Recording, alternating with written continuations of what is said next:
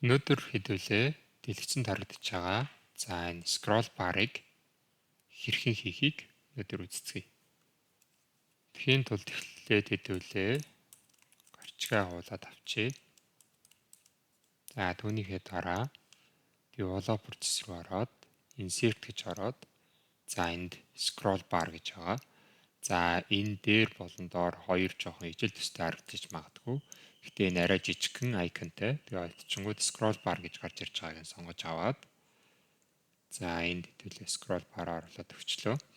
За оруулсныхаа дараа маус хоёроо дарахад format control гэж байгаа. За format control-ыг дарахад уг цонх нэгдэнэ.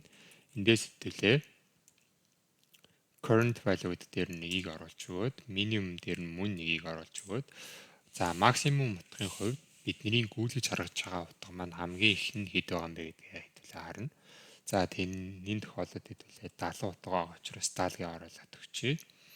За cell link-ийн хувьд хэдүүлээ I2 гэсэн нүдийг сонгож аваад окей дарч.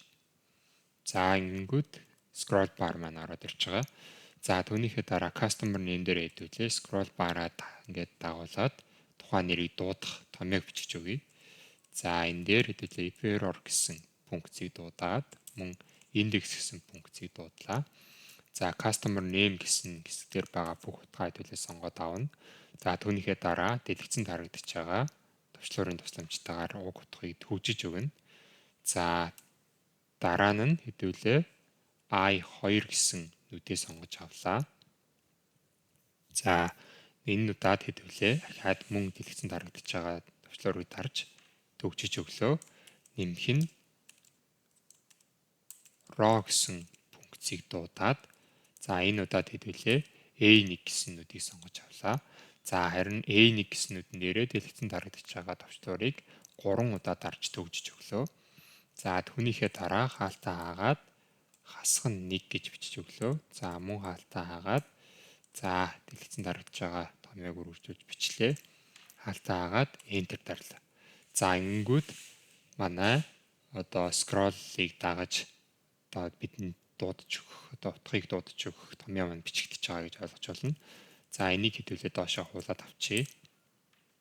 За эхний 10 утгаар нь харуулна гэж үзээд 10 утга болгоод устгалаа. За энэнийхээ дараа дэлгэцэн тарагдж байгаа том shortcut-ын тусламжтайгаар одоо тухайн нүдний зүүн гар талд байгаа томьёог шууд дуудана.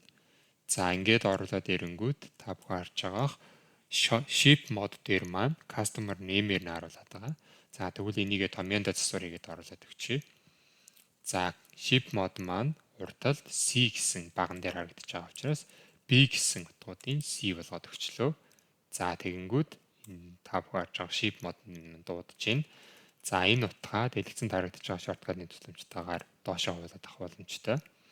За хэдүүлээ ахиад мөн түрүүний одоо оруулсан байсан shortcut-аараа за зүүн гар талынхаа утгыг дуудаад өгье. За түүнийхээ дараа энэ удаад customer segment маань C дээр биш D баганд байгаа учраас C гэсэн утгуудын D болгоод өгчлөө. За ингээд customer segment-д дуудаж оруулж ирлээ.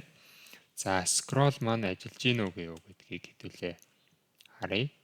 Нэгэ ингээд засчээ. За scroll маань доошо гүйлэхэд за та бүхэн харж байгаах ингээд шууд хажуу талын одоо хүснэгтэн мэдээллийг одоо ингээд доошо гүйлэхэд шууд дуудаж өгч чадчихна. За ингээд бид нэр scroll bar-ыг хийх боломжтой байна. За энэ дээрээ хэдүүлээ жоохон форматын засвар хийгээд дэлгэцэн тарагдж байгаа shortcut-ыг оруулаад за ингээд хүснэгтээ илүү харахад амар болгоод оруулаад өгчлөө. За ингээд scroll bar-аа гүйлэх юм бол тухайн одоо доошоо дэлгэцэнд багтахгүй байгаа утгуудаа илүү хэлбэрээр харах боломжтой байдаг байна.